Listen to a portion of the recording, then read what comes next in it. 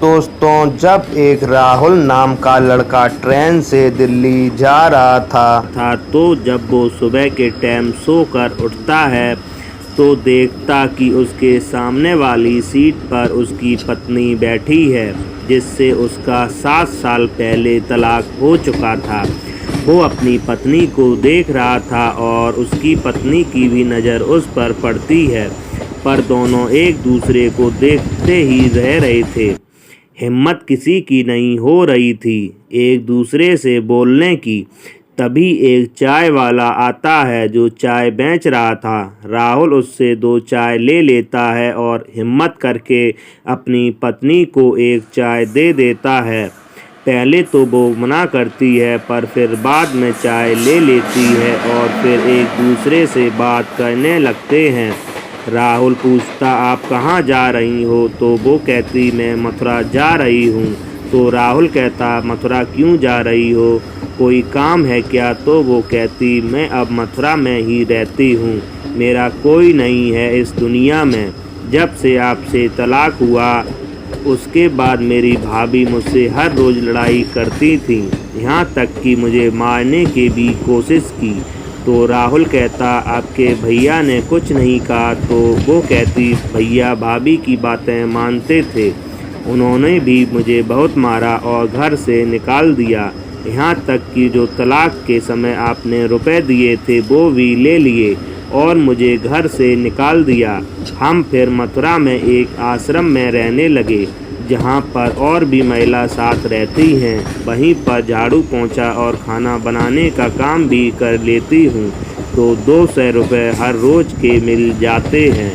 जब राहुल ने इतना सुना तो राहुल के आंसू निकल आते हैं और राहुल की पत्नी के भी, और राहुल अपनी पत्नी के गले लग जाता है। उसकी पत्नी कुछ देर बाद कहती, आप बताओ आप कहाँ जा रहे हो? तो राहुल कहता, मैं माँ की दवा लेने के लिए दिल्ली जा रहा था। राहुल की पत्नी कहती, माँ को क्या हुआ? वो तो ठीक ठाक थी। तो राहुल कहता, जब से हमारा आपका तलाक हुआ है तब से लेकर वो तुमको हमेशा याद करती हैं और तुम्हारे जाने के बाद घर सूना सूना सा लगने लगा था। हम तुमसे बहुत प्यार करते थे, पर तुमको तलाक नहीं देना चाहते थे, पर तुमने अपने भैया भाभी के बहकावे में आकर हमसे तलाक ले लिया। और माँ भी तुमको बहुत प्यार करती है।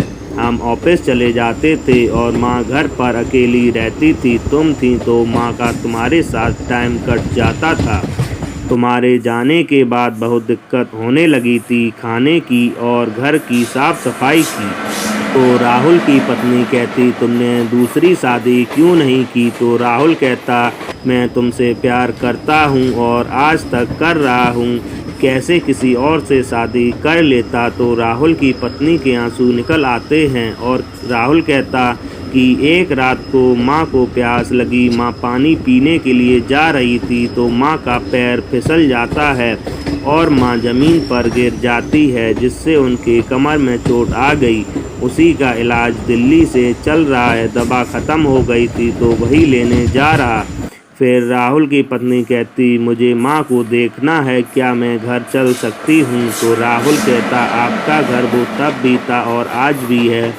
राहुल कहता, आप मेरे साथ दिल्ली चलो और दवा लेकर फिर सीधे हम लोग कानपुर चलेंगे और माँ तुमको देखकर बहुत खुश हो जाएगी। फिर राहुल और राहुल की पत्नी सीमा दोनों लोग दिल्ली जाते हैं और दवा लेकर कानपुर अपने घर पहुंच जाते हैं। घर पहुंचने पर जो राहुल की माँ होती है वो गेट खोलने के लिए आती है और जैसे ही अपनी बहू को देखती तो आंख में आंसू भर आते हैं और बहू को अपने सीने से लगा लेती है। सीमा भी गले लगकर खूब रोती है। हर तरफ खुशी के आंसू थे। उसके बाद ये तीनों लोग बैठकर बातें करते हैं। जब 4 से 5 घंटे हो जाते हैं तो सीमा कहती, अब मुझे चलना चाहिए। तो राहुल और उसकी माँ कहती कि तुम अब कहीं नहीं जाओगी, ये घर तब भी तुम्हारा था और आज भी है। और फिर सीमा वहीं अपनी सास और अपने पति के साथ रहने लगती है।